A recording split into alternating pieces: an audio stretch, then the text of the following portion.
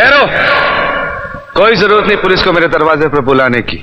मगर बड़े भैया ये रवि, मैं अभी तक मरा नहीं हूं। घर की छोटी मोटी उलझने मैं खुद सुलझा सकता हूं। साहब जी इन्हें डांटिए, अभी का अभी डांटिए। अरे छोटी मालकिन के गहने चोरी हो गए और ये लोग हम पर शक कर रहे हैं। ये लोग सोच रहे हैं कि वो गहने हम कहीं बेचा है।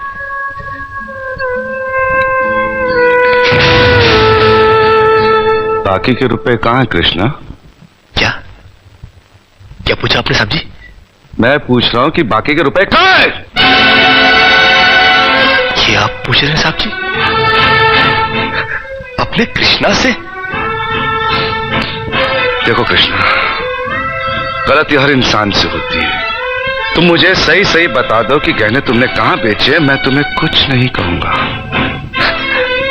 अब कहने के लिए बाकी ही क्या है साहब जी? एक छोटा सा सवाल पूछ के आपने बहुत कुछ कह दिया है साहब जी। कृष्णा, बात को आगे मत बढ़ाओ। बात आगे बढ़ चुकी है साहब जी, बात आगे बढ़ चुकी है। अब तो आप पुलिस को ही बुलाइए।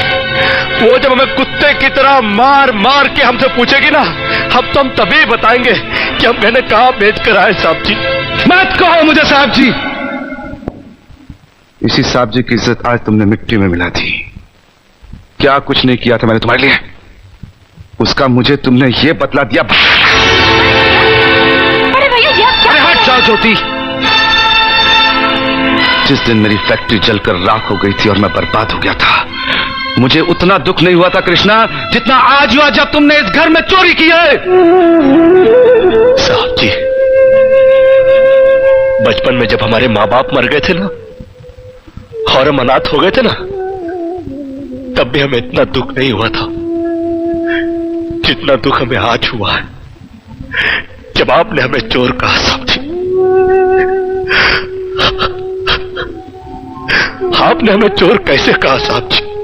और ज्यादा सफाई देने की जरूरत नहीं है। दूर हो जा, मेरी नजरों से दूर हो जा। निकल जा इस घर से। अरे इस घर से ही क्या, इस गांव को ही छोड़कर चले जाएंगे। अरे मुंह जनात का क्या है, काट लेंगे अपनी जिंदगी कहीं भी। इतने साल इस घर में बेफिक्री से ये समझकर काट लिए कि साहब जी का हाथ है हमारे सर पर। हमको क्या है परवाह किसी बात की, मगर नहीं, अब हम जान गए कि इस दुनिया में अनाथ का कोई नहीं होता। हम जा रहे हैं साहब जी और इस घर में कभी नहीं आएंगे अभी। निकल जा। दोबारा इस घर की दहलीज में कदम भी रखा तो मेरा मरा हुआ मुंह देखेगा तू। अरे नहीं नहीं नहीं, मुझ नौकर के लिए अपने दिल को दुख देने की कोई जरूरत नहीं। मैं कदम भी नहीं रखूंगा यहाँ पर।